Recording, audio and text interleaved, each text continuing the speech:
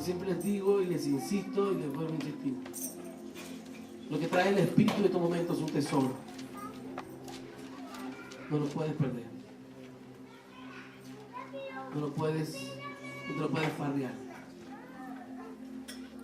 Tienes que potenciarlo. Tienes que vivirlo. Tienes que aumentarlo, cuidarlo, atesorarlo. Amén. Quiero invitar en este día a Fernando a compartirnos la palabra de Dios. Amén. Gloria al Señor.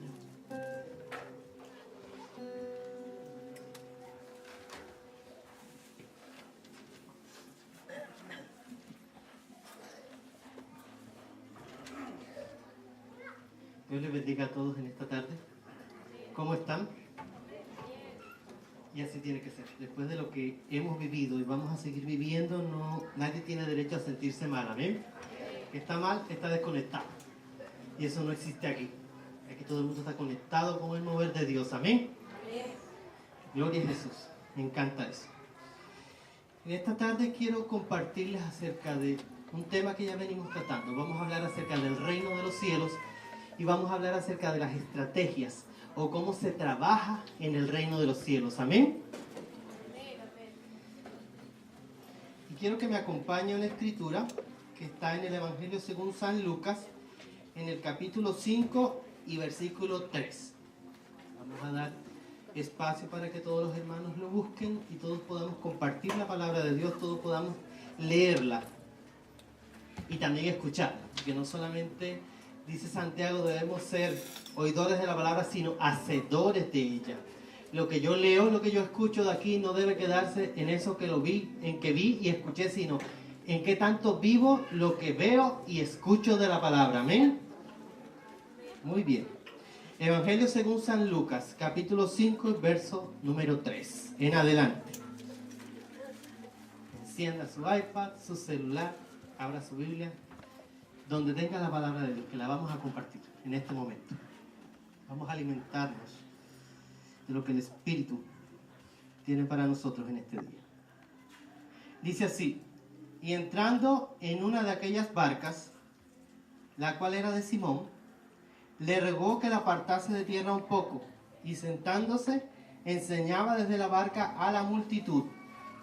Cuando terminó de hablar, dijo a Simón: boga mar adentro, y echad vuestras redes para pescar. Respondiendo Simón le dijo: Maestro, toda la noche hemos estado trabajando, y nada hemos pescado, mas en tu palabra echaré la red. Y habiéndolo hecho, encerraron gran cantidad de peces, y su red se rompía. Entonces hicieron señas a los compañeros que estaban en la otra barca, para que viniesen a ayudarles, y vinieron y llenaron ambas barcas, de tal manera que se hundían. Amén.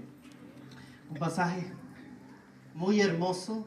Algunos de nosotros ya probablemente hayamos escuchado, sobre todo por el tema de bogar mar adentro, pero de eso no es que vamos a hablar hoy. De eso no es que vamos a compartir hoy. Vamos a compartir, como les dije, acerca de cómo se trabaja en el reino y cuáles son las estrategias de trabajo que el Señor estableció en su reino. Vemos aquí un pasaje donde Jesús se aparece en la vida de los discípulos y ellos estaban haciendo lo que ellos mejor sabían hacer. Muchas gracias, hermano Marca. Ellos se habían dedicado toda su vida a pescar. Ellos eran pescadores. Y en esta ocasión ellos estaban haciéndolo, y dice la Escritura que duraron toda la noche y no pescaron nada. Habían trabajado toda la noche. Habían estado toda la noche intentando. Ahí, habían perseverado. Porque nadie puede decir que no lo hicieron. Dice, trabajaron toda la noche. Habían perseverado, habían hecho. Pero los resultados no habían sido los que se esperaban.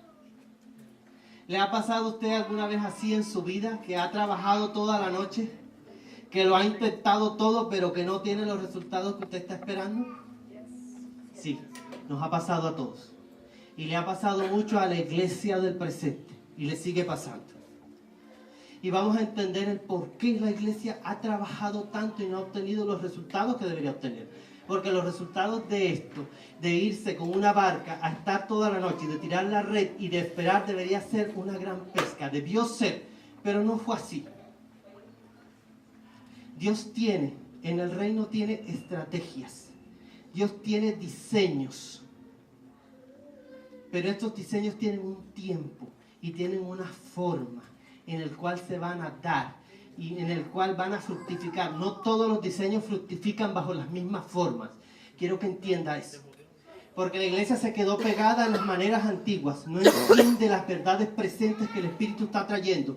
Y como consecuencia tiene obras infructuosas, obras muertas. ¿Me entiende?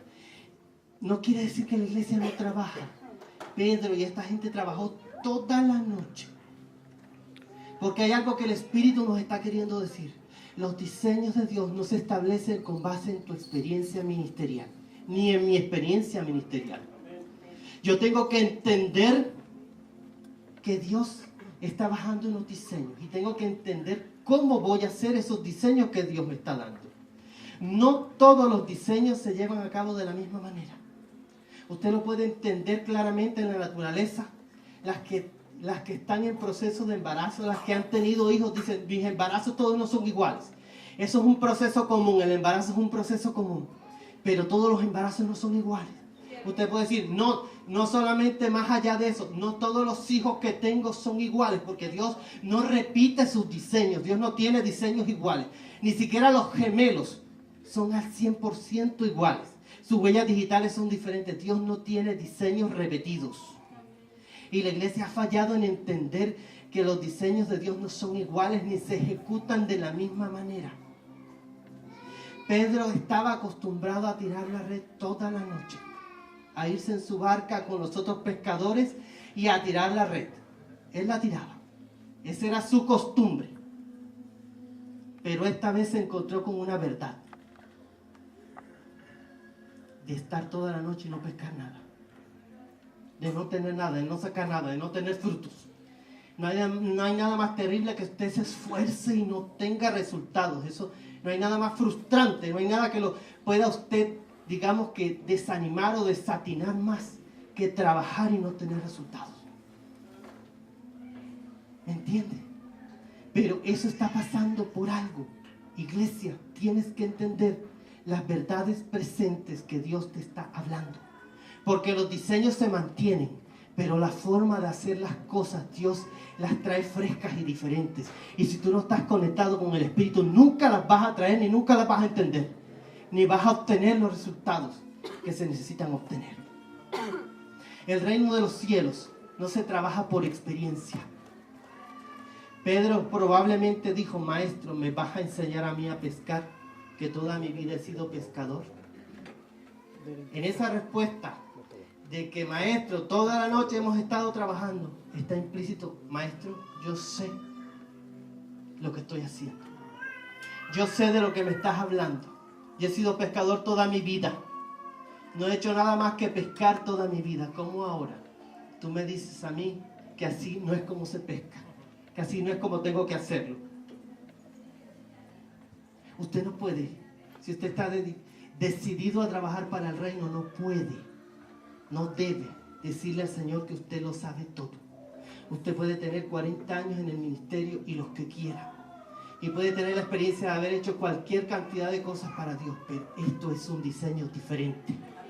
Y tiene que entenderlo así. No porque usted ya haya hecho otras cosas para el Señor, tiene que decir, esto va a ser lo mismo. Esto va a ser, vamos a traer 3 predicadores, van a cantar 5 grupos y esto va a ser lo mismo. No, eso es un proceso, como el embarazo. Un embarazo dura 36 a 42 semanas, pero el diseño final no es el mismo. ¿Me entiende? Eso es lo que el Espíritu está diciendo. Quizás vayan a venir 3 predicadores, quizás vayan a cantar los grupos, pero el diseño final no va a ser el mismo, ni lo que Dios está haciendo es lo mismo. El impacto, el resultado no va a ser el mismo de siempre. Esta pesca, si usted se da cuenta, esta pesca, el resultado final de esta pesca fue una cosa que ellos nunca en su vida habían experimentado. Nunca en su vida habían tenido una pesca tal que se les rompían las redes, que tuvieron que hacerle señas a otros para que le ayudaran. ¿Entienden? Lo que el Espíritu le está diciendo es que si usted hace lo que el Espíritu dice, va a obtener los resultados que tienen que ser, los resultados correctos. Y sabe, por eso es que el reino, además de no tener que ver con experiencia, se hace, el trabajo del reino se hace con directrices del Espíritu. Si entiende, Pedro era apóstol, es tipo del trabajo apostólico. Hay gente que está haciendo trabajo, hay gente que se está moviendo, pero no lo está haciendo bajo las directrices del Espíritu. Aquí dice que llegó Jesús y les dijo, ahora echen la barca. Y Pedro dijo, Señor, yo he trabajado toda la noche. Dice, pero en tu palabra voy a echar la red. ¿Entiende? No es lo mismo cuando yo trabajo y hago cosas para el reino que cuando los hago con las directrices, con la palabra que el Señor me ha dado. Tengo que tener directrices claras, tengo que tener directrices correctas. Si no, no voy a alcanzar los resultados, no voy a sacar nada. Está muerto lo que hago. Dice, en tu palabra. Es tan importante por eso que la iglesia entienda que la iglesia no tiene una forma piramidal. Aquí no es una sola persona, no es solamente el que está arriba. En este caso podría haber sido el apóstol. Aquí se hace lo que yo digo y tenemos que trabajar toda la noche porque así es como es y se acabó. Fue necesario que apareciera un profeta. Jesús era profeta. ¿Entiende? Le dijo, ahora echa tu red. Y eso nos enseña que el trabajo en el reino es interdependiente. No tenemos una forma piramidal, ¿entiende eso? Aquí una sola persona no tiene una verdad absoluta porque la verdad absoluta le pertenece al Espíritu. La forma como yo voy a hacer las cosas en el reino depende de que todos los ministerios de la iglesia cumplan su función. Para que yo tenga los resultados que debo tener, deben estar los intercesores, deben estar los maestros, deben estar los profetas, deben estar todos alineados. Y todos atentos a lo que Dios tiene que decir. Porque la responsabilidad del trabajo del reino es de todos. No es de una sola persona. Aquí dice que todos estaban trabajando, todos estaban en la barca, todos estaban pescando, ¿entiende? Había 2 barcas. Esto no era un asunto de una sola barca. No, yo soy exclusivo del reino. No. Dios no trabaja con gente exclusiva. Dios trabaja con el cuerpo. Por eso tiene un cuerpo. Por eso no es la cabeza sola con pies. ¿Entiende? Por eso hace falta las manos. Por eso hace falta las piernas, los oídos, las narices. Porque todo el mundo tiene algo que hacer, que tiene que hacer para que el reino funcione. ¿Entiende eso? Si yo no estoy haciendo lo que me toca hacer dentro del reino, también perjudico al cuerpo. No solamente está mal el que no escucha a los otros ministerios, está mal si yo tengo la responsabilidad de hacer algo para el reino y no la hago. Hay mucha gente que no está activada en la iglesia para hacer la función que tiene que hacer. Hay gente que no está haciendo cuerpo. Ser cuerpo es hacer lo que yo tengo que hacer, es cumplir mi encomienda dentro del cuerpo. ¿Entiendes? Y la responsabilidad de los otros es percibir, es atender a lo que Dios te está dando a ti. ¿Sí me entiendes? Jesús se apareció en la vida de Pedro como una directriz y le dijo, ahora es cuando tienes que echar la red. Pero ¿cómo, Señor? Si los peces se pescan es en la madrugada. No ahora, es ahora. ¿Entiende? Hay una diferencia cuando Dios le dice a usted, ahora echa la red. Hay una gran diferencia. ¿Entiende? En la palabra de Dios siempre hay cumplimiento. Si usted atiende a la voz del Espíritu, va a tener los resultados esperados.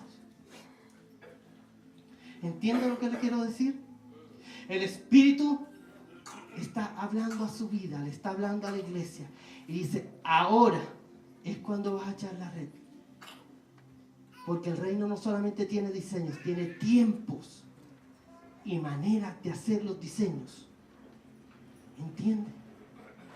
Hay un tiempo para todo. Y ahora, después que Jesús terminó, ahora era el momento de echar la red. ¿Usted está alineado con los tiempos de Dios? ¿Se ha preguntado alguna vez, yo sé que lo que estoy haciendo es de Dios, pero lo estoy haciendo en el tiempo de Dios? ¿Lo estoy ejecutando cuando Dios quiere que yo lo ejecute? ¿O estoy antes o estoy después? La respuesta a esa pregunta la tienen sus resultados. Si usted no tiene resultados en lo que está haciendo, usted está fuera del tiempo de Dios. ¿Usted está antes o está después?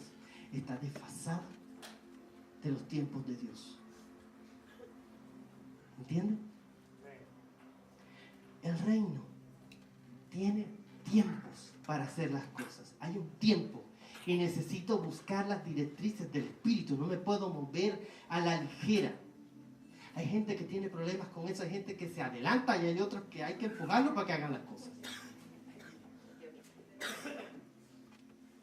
Sí, hay de todo en el reino, pero tenemos que aprender. Estamos aquí para aprender, estamos aquí para entender la voluntad de Dios para nuestras vidas. Quiero que me acompañe a una parte de la Escritura porque quiero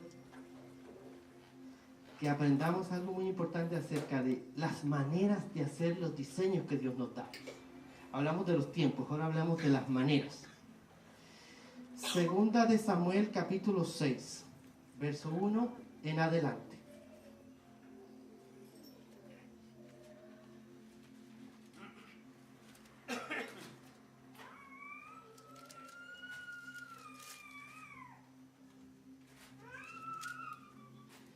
David lleva el arca a Jerusalén. La primera vez que David intentó llevar el arca a Jerusalén. Dice, David volvió a reunir a todos los escogidos de Israel, 30,000. Y se levantó David y partió de Baala de Judá con todo el pueblo que tenía consigo, para hacer pasar de allí el arca de Dios, sobre la cual era invocado el nombre de Jehová de los ejércitos que mora entre los querubines. Pusieron el arca de Dios sobre un carro nuevo y la llevaron de la casa de Abinadab, que estaba en el collado, y Uzá y Ahió, hijos de Abinadab, guiaban el carro nuevo. Y cuando lo llevaban de la casa de Abinadab, que estaba en el collado, con el arca de Dios, Ahió iba delante del arca. Y David y toda la casa de Israel danzaban delante de Jehová con toda clase de instrumentos de madera de haya, con arpas, salterios, panderos, flautas y címbalos. Y David y toda la casa de Israel danzaban delante de Jehová con toda clase de instrumentos de madera. Bueno, ya se lo leí. Cuando llegaron a la era de Nacón, Uzá extendió su mano al arca de Dios y la sostuvo, porque los bueyes tropezaban. Y el furor de Jehová se encendió contra Uzá, y lo hirió allí Dios por aquella temeridad, y cayó allí muerto junto al arca de Dios. Y se entristeció David por haber herido Jehová a Uzá, y fue llamado a aquel lugar Pérez Uzá, hasta hoy.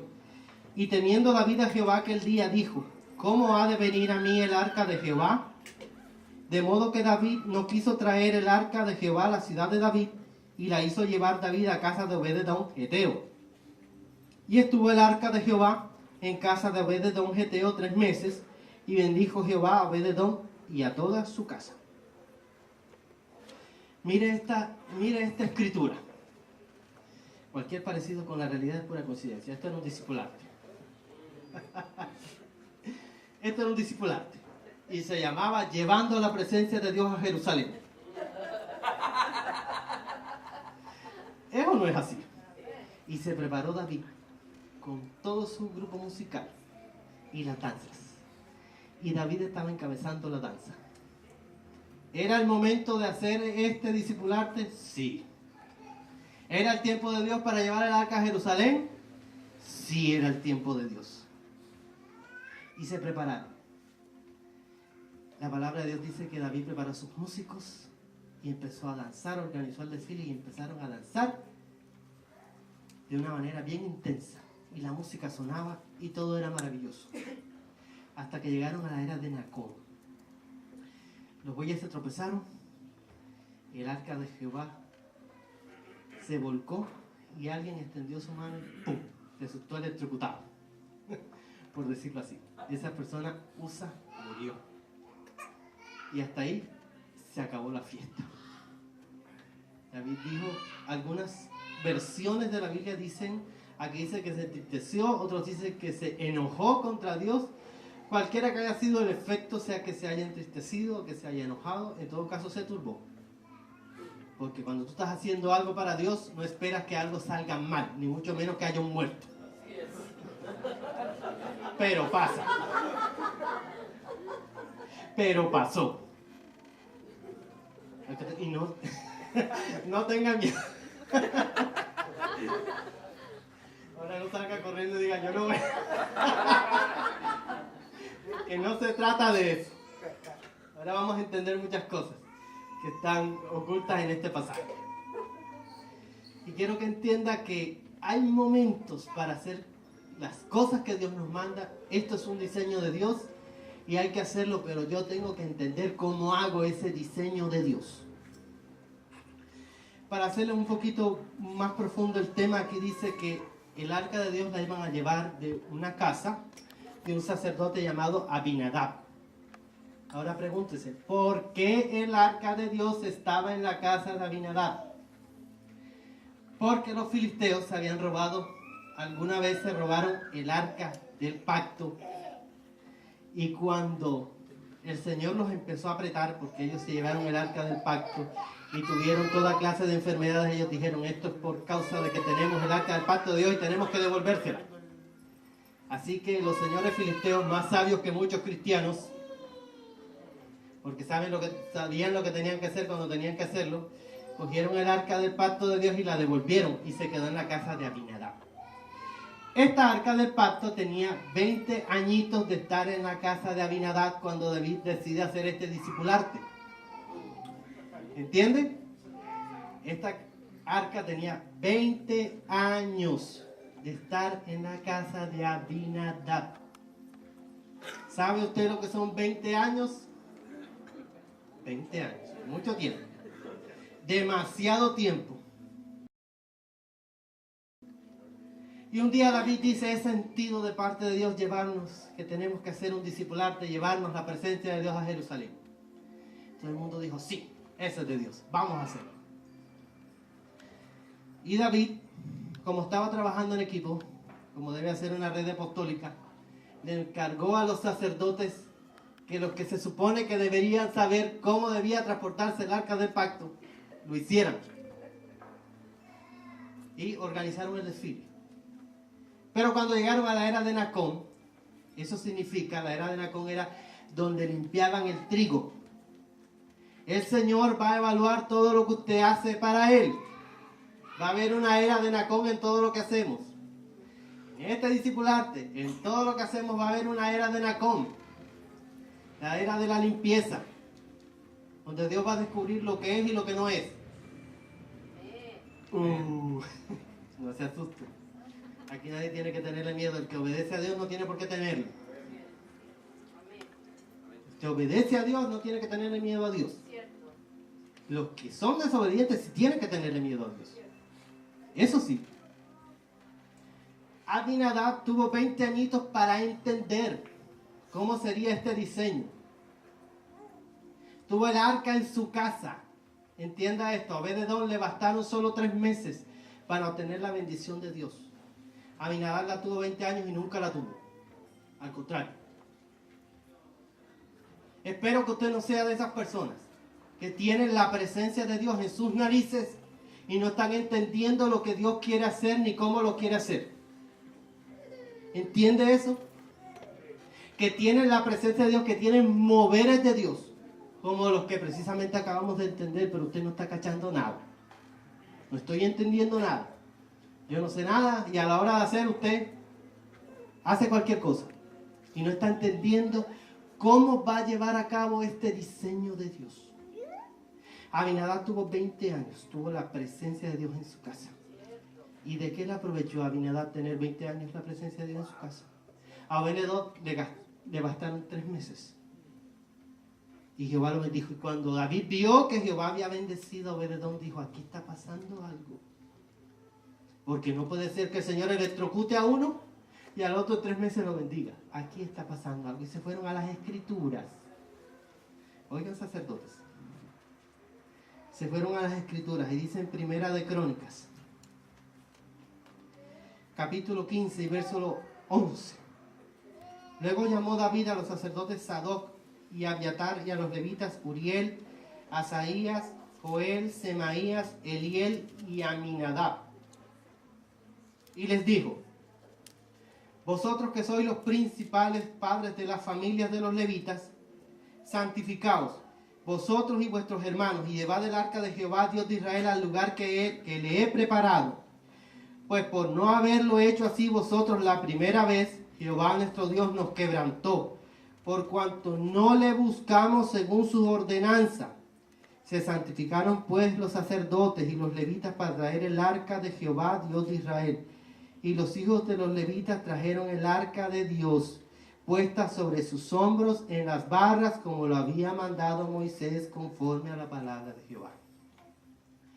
Yo no puedo hacer un diseño de Dios, no lo puedo ejecutar como Dios no me ha dicho que lo haga. Hay una forma que Dios tiene para hacer y ejecutar sus diseños. Y aquí le quiero decir, aquí no valen las buenas intenciones. Y usted me va a decir: ay, Usa, pobrecito, pero si él lo único que no quería era que el arca se desbaratara. No. El Señor había dicho: los levitas tienen que llevar el arca sobre sus hombros, pero nadie debe tocarla. ¿Usted es más bueno que Dios? ¿Usted es más bueno que Dios? ¿Yo soy más bueno que Dios? ¿Usted era más bueno que Dios? No, hermano. Si Dios dijo que no, era no. ¿Entiende? Si Dios dice no la vas a tocar, no la vas a tocar. Ahora, ¿por qué el arca se volcó? Porque la estaba llevando en una carreta de bueyes. Yo no tenía que llevar el arca en una carreta de bueyes. Usted dice: yo tuve que agarrar el arca porque el arca se estaba cayendo. El arca no se hubiera caído si yo no la hubiera colocado sobre un arca de bueyes. Jehová los hizo tropezar. Aquí dice: cuando llegaron a la era de Nacón, llegaron al lugar donde Dios evalúa todo, donde el Espíritu filtra todo y dice: esto no es. Y lo que no es va para la tierra, hermano. Lo que no es se cae, lo que no es obra muerta. Cuando usted hace cosas que no están en los diseños de Dios, eso se llama religión, se llama obras muertas. Por eso Usa se murió. Eso son obras muertas. El nombre Usa significa esfuerzo propio, esfuerzo personal. Agios significa debilidad. Dos cosas estaban guiando el arca del pacto de Dios: la debilidad, las mezclas y el esfuerzo humano. ¿Entiende usted de qué se trata esto? Dios diseñó su presencia para que fuera sobre los hombros de personas como usted y como yo. Sacrificios muertos. Lo contrario de la mezcla es la santidad, es la pureza. Y lo contrario del esfuerzo humano es el sacrificio. Hay dos cosas sobre las que debe ir el arca del pacto: sobre la santidad y sobre el sacrificio. Son lo contrario a Usa y a Agio. Si usted no es un sacrificio y si usted no es santo, usted no puede llevar el arca de Dios. No es ni más ni menos. Usted no puede servir a Dios. Usted no puede buscarse mejores maneras de servir a Dios que las que Él quiere. Porque aquí se trata de lo que Él quiere. ¿O de qué se trata esto? Se trata de Él. Se trata de lo que Él quiere. No de lo que yo quiero, no de lo que me parece a mí. A ellos les pareció, ¿sabe usted de dónde les salió esta idea de la carretica con bueyes? Los filisteos, hermano. Los filisteos acostumbraban a pasear sus dioses en carreticas de bueyes. Eso hacían ellos. ¿Cómo usted pretende ejecutar un diseño de Dios con ideas de los filisteos? ¿Y de dónde venían esas ideas? De sus propios dioses, de Dacón, del otro y de todo lo que tenían. ¿Cómo es posible que la iglesia esté pensando en imitar diseños del enemigo para hacer cosas de Dios? Dice: ay, hermano, no. Esas cosas pasan. Hay gente que no está conectada con el Espíritu. Y el enemigo no está con los brazos cruzados viendo que la iglesia avanza. El enemigo está para estorbar las obras de la iglesia. pero las estorba en la medida que hay gente que no está conectada con el Espíritu. Las estorba en la medida que hay gente que no sabe lo que el Espíritu quiere hacer. Entonces pone estas semillitas, estos diseños del enemigo para que tú en la casa de Dios hagas diseños del enemigo. ¿Cómo cree usted que Dios no iba a estar indignado? No solamente no le consultas, le haces un diseño del enemigo en su propia fiesta.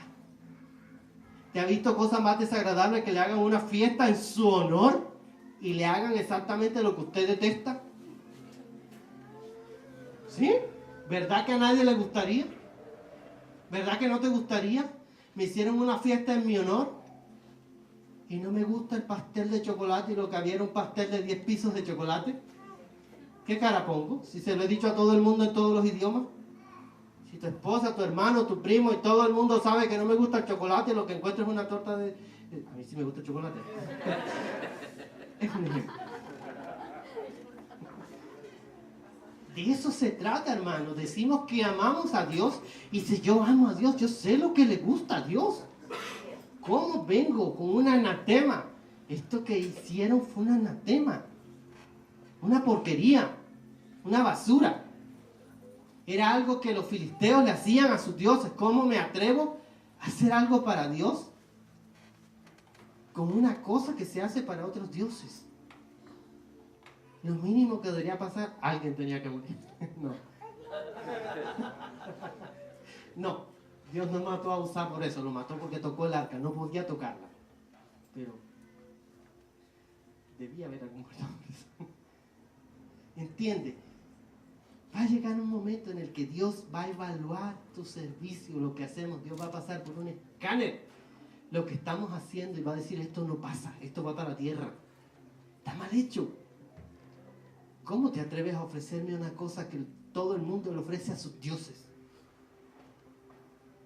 Los sacrificios de Dios, los diseños de Dios, la presencia de Dios va sobre la santidad y el sacrificio. Ya se lo dije, lo contrario al esfuerzo humano es la muerte, es el sacrificio. Si yo hago cosas y no le estoy diciendo que no se esfuerce, no sé si me doy a entender.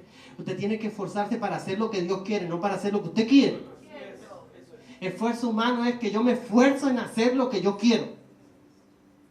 Y lo que Dios quiere es que yo me esfuerce en hacer lo que a Él le agrada. ¿Entiende? No es que ahora me cruzo de manos y no hago nada, porque Dios no quiere esfuerzo humano. No. Usted tiene que ser intenso para lo que Dios quiere que haga. Y tiene que resistirse a hacer lo que usted quiere. Porque no se trata de usted, se trata de Él. No puedo organizar una fiesta para Dios y resulta que hago todo menos lo que a Él le gusta. No puedo. No me gustaría a mí. Si no me gustaría a mí, no le gusta a Dios. Y David se dio cuenta. Obededón significa el que sirve correctamente a Dios de tal manera que lo hace sonrojar.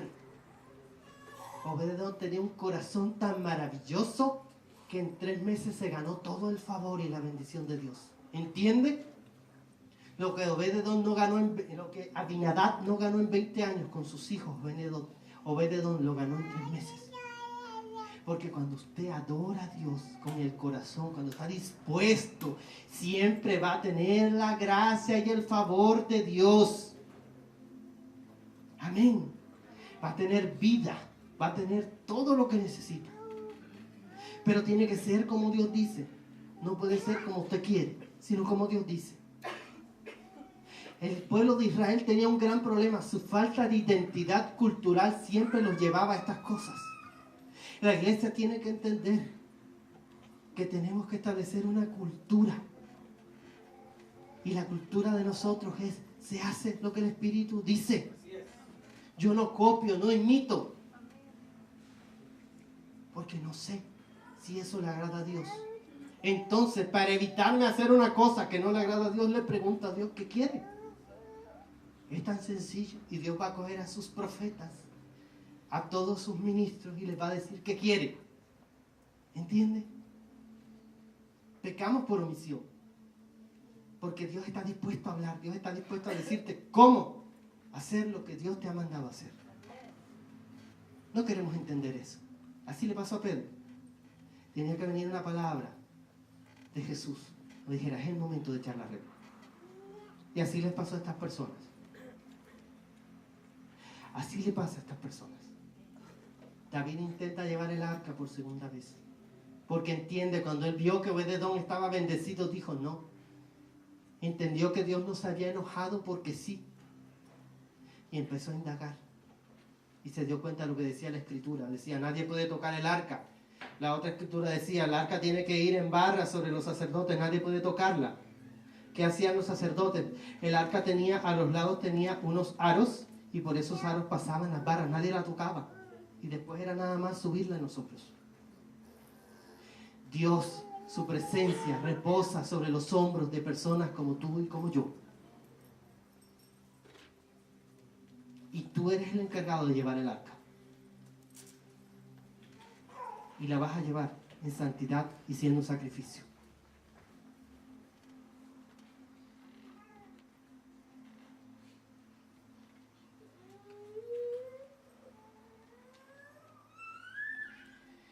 El trabajo del reino, por lo tanto, se hace como cuerpo. Yo no puedo hacer nada si yo no cuento con un cuerpo, el cuerpo de Cristo. Cada quien, desde su función, desde lo que el Señor le dio para hacer, va a aportar para ese trabajo. Y tengo que entender que no soy exclusivo. Tengo que entender que no solamente Dios me ha dado a mí. Esto es un trabajo de todos. Dice la palabra que cuando Pedro echó la red, dice que la red empezó a sentir el peso. Y los peces eran tantos que la red se le rompía. Y dijo, entonces, ¿qué hicieron? Hicieron señas a los compañeros de la otra barca para que viniesen a ayudarles. Hay gente que cree que cuando pide ayuda es débil. En el cuerpo el que pide ayuda no es débil, es fuerte. Porque todos somos una red también. En el reino, el que pide ayuda es el que reconoce que lo que yo no tengo lo tiene el otro. Es el que reconoce que lo que Dios no me dio a mí, se lo dio a mi hermano que está a mi lado, que está al frente, que está atrás, que está en otro lado incluso. Yo tengo que entender que Dios me está dando una gran cantidad de peces, tengo una gran pesca. Pero si yo no alcanzo, porque los peces no son míos, los peces son del Señor. ¿De quién son los peces? Del Señor. Los peces no son míos, entonces yo tengo que pedir ayuda. Eso hicieron estas personas. Vieron que la cantidad de peces era tanto que se les rompía su red. Hay gente que dice, no, yo prefiero que se me rompa la red, pero yo no aflojo ni uno solo de estos a nada. Hay gente que tiene ese pensamiento que es antirreino. Porque si yo no puedo, mi hermano que está en la otra barca sí puede. Y Jesús aprueba tanto el uno como al otro. Me aprobó a mí, pero también aprobó a mi hermano que está en la otra barca. Jesús no solamente me aprobó a mí. ¿Entiende? Cuando usted entienda que no es solo, que no es excluyente, que usted es un cuerpo, que Jesús aprobó el cuerpo, usted va a obtener resultados. Porque en eso de compartir también hay bendición. No solamente es lo que Dios me dio a mí, no, es lo que Dios le dio a otros también. Lo que me hace ser exitoso. Aunque esa palabra no nos gusta. Porque aquí en el reino es otra definición. El éxito en el mundo es yo paso por encima de todos para obtener lo que yo quiero. El éxito en el reino es yo hago parte de todo a todos y obtengo resultados. Eso es lo que me enseña el reino. El reino no me enseña a pisotear a otros para obtener cosas. El reino me enseña a ser partícipe a otros para alcanzar los resultados que tengo que alcanzar. El mundo es excluyente. El mundo dice, yo pisoteo a todo el mundo y tendré. El reino dice, hago partícipe a todo el mundo y voy a obtener. Y Dios me va a bendecir.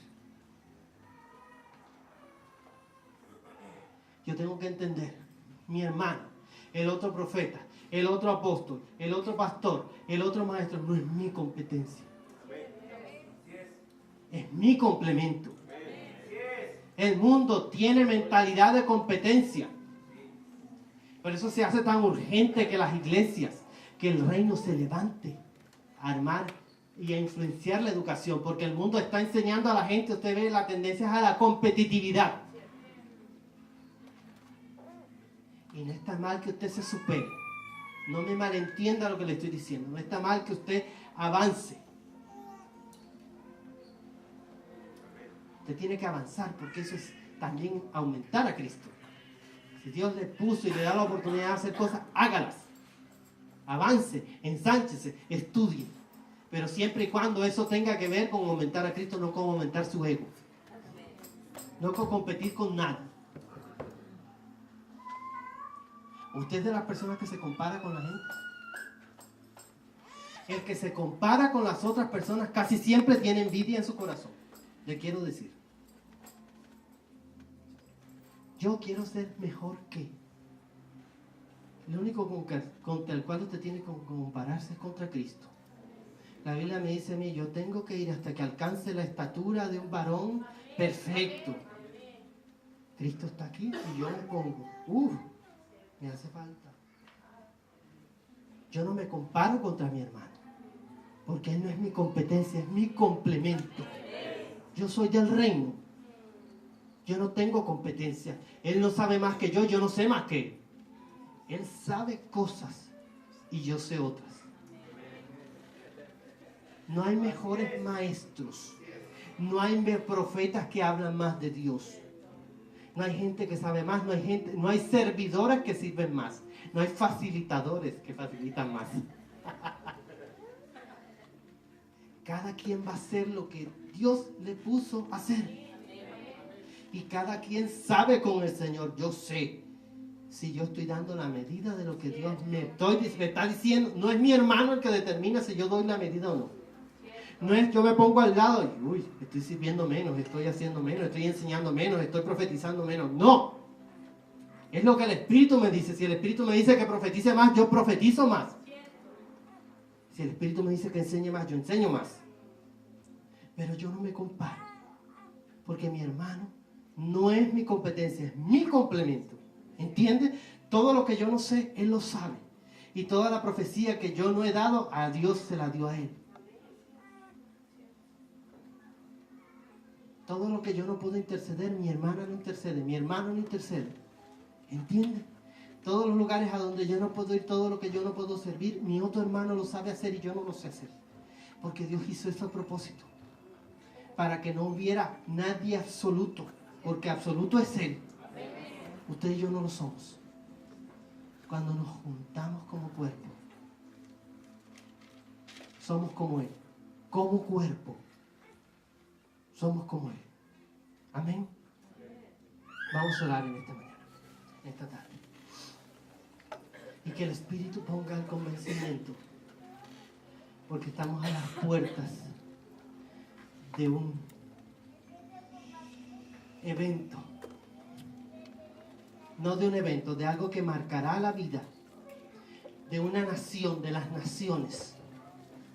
Porque usted tiene que entender que el reino se mueve a través de las naciones. Y usted está siendo llamado en este tiempo. Tiene una posición privilegiada.